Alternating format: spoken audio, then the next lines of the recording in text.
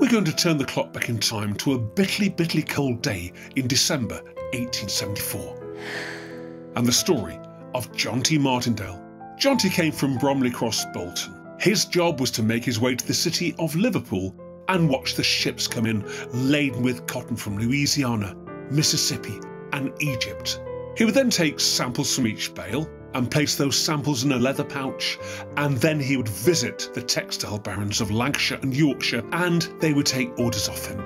His coach and horses arrived in the courtyard of the Swan Hotel in the village of Whalley in the West Riding of Yorkshire. It was so cold his coat had nearly frozen to his body. He rushed inside the inn and felt the rays of heat emanating from the fireplace. The landlord was a chap called John Cunningham. Hey, Jonty, you're looking a little bit jaded there, mate. What's the problem? Well, I'm just a little bit worried about my wife, actually, Mr. Cunningham. She's expecting our first child and she could go into labour at any time. Oh, don't worry. You'll be on your way very soon. Your coach and horses have just gone around the back of the building. They're being fed and watered as we talk, and the textile barons are upstairs. They're all having a meal. They'll be ready for you very soon. In the meantime, there's a meal for you there, Jonty, and a hot drink as well. Jonty consumed his meal and his drink, but he was very concerned about his wife. He then rushed upstairs to the dining room and met the textile barons, and they took their orders off him. He then rushed downstairs, eager to get by his wife's bedside. It was slowly going dark outside. Where's that coach? I must get back home. Where is it? Cunningham the landlord then intervened. Oh, don't worry, Jonty. Your horses are being fed and watered. They'll be with you very soon. He looked out of the frosty windows, and there in the courtyard, in the fading light, he could make out 6 horses and a coach. On the side of the coach were the words Lancaster, Manchester. Ah, that's my coach. Jonty rushed out of the building, opened the door of the coach and climbed in. Inside, it smelt damp.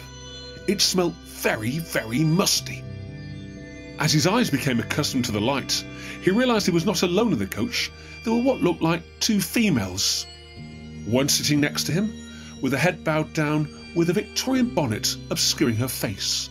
Right in front of him, another female, Victorian bonnet also disguising her face, and a baby wrapped up in a blanket on her knee. Jonty tried to get a conversation going. Excuse me, ladies, it's not very nice in here. In fact, it's a bit unpleasant. Would you mind if we just open the window, please? There was no answer. The coach jutted forward. Jonty made a second request. Ladies, would you mind, please, if we just open the window, please? It's not very nice in here. No answer. In a fit of rage, Jonty stood up. He reached for the leather strap attached to the window frame to tug the strap down to bring the window frame and window open. As he tugged at the leather strap, to his horror, the whole of the window casing was rotten and came away in his hand. He then heard a scream. He gingerly turned to the right, and the lady who had been sitting next to him had slowly lifted her face, and where there should have been a face was a hollow, dark cavity. Jonty screamed. He fell out of the coach and banged his head and was knocked unconscious.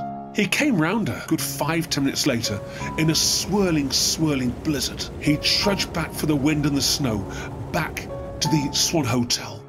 Jonty, where have you been, lad? Let me dress a head wound. Well, I got in a coach. This woman, she had no face. This woman, she had a baby. Jonty, calm down, said Cunningham. Your coach is still round the back of the building. Your horse is still being fed and watered. And if you look outside, the snow is so deep and so thick that any coach that arrived would have definitely made an imprint. You're seeing things, lad. Jonty spent the night at the Swan Hotel. The following day, his coach was ready. He got back to Bromley Cross, Bolton, just in time to witness the birth of his baby daughter. He did some research and found that the Lancaster Manchester did leave Whalley in 1872, 2 years previously, to go to the city of Preston. To get to the city of Preston, it had to go over what's called Birdie Brow, which is indeed a rather awkward road with a huge ravine on either side. A gust of wind caught the Lancaster Manchester. It blew it down the ravine, killing an elderly lady, a young woman and her baby, 6 horses and a driver. Jonty was convinced that that was the coach he got into that night. They say to this very day, when it's very quiet in the little village of Whalley, in the early hours of the morning, the sound of a coach can be heard entering the old courtyard of the Swan Hotel.